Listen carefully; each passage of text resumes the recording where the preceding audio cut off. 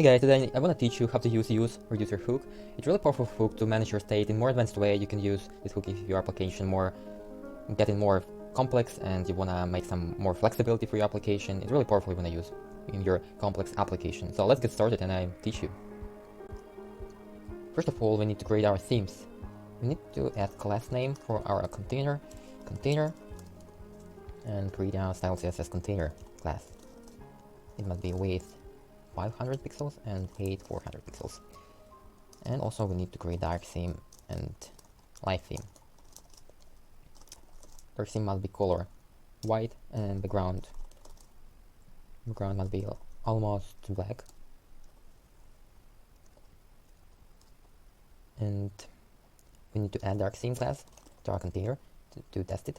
Also I need to make some alignments, just display content center and align items center as well. So it's nice. And I need to create toggle button as well in advance and style it. Dark theme button, I think it must be without borders, and padding I think 10 pixels, and font size 24 pixels, and background I think like yeah, of course it's nice. It's probably beautiful. So let's create our light theme button. In main part of our tutorial we need to create useReducer. Firstly we need to create reducer, and before I need to import useReducer hook. And so let's get to write our reducer. It might be a function that have state and action as arguments, and I think we need to create our initial theme. It might be constant, I think light might be initial, and we can add it as default state. So we need switch action type,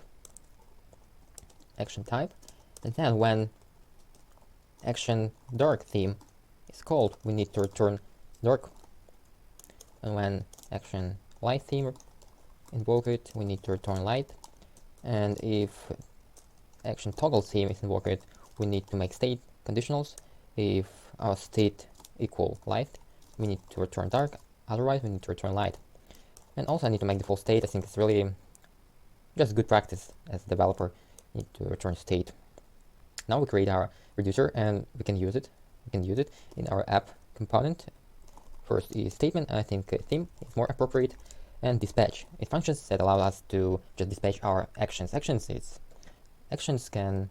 You can just call actions and reducer can process them. I think it's really more simple explanation. So I need to use reducer, and I need to pass our reducer to that function. And now we can test. We just can make console log theme, and you can see right now undefined because I need to initialize that. Firstly, we can make something like that. Initial state, initial theme exactly, and we can make a literal template that appears in new EF6. So we just can make something like that.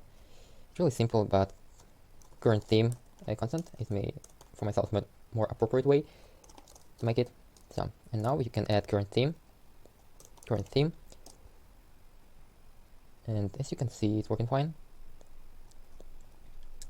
And for example, if you want to toggle your theme, you need to add on-click event for your button and dispatch just actions that you want to dispatch. For example, we need to pass object type and toggle theme, and we can test. It's working fine. For more readable way, we can create our own function. Must be action. It's just simple functions that return simple object. We can create toggle theme and just return really simple object. Toggle theme, type must be toggle theme, and we can pass down. We can dispatch and return, just invoke our function inside of dispatch. Now we can just toggle our theme. It's really powerful to use. So also you can make something like that.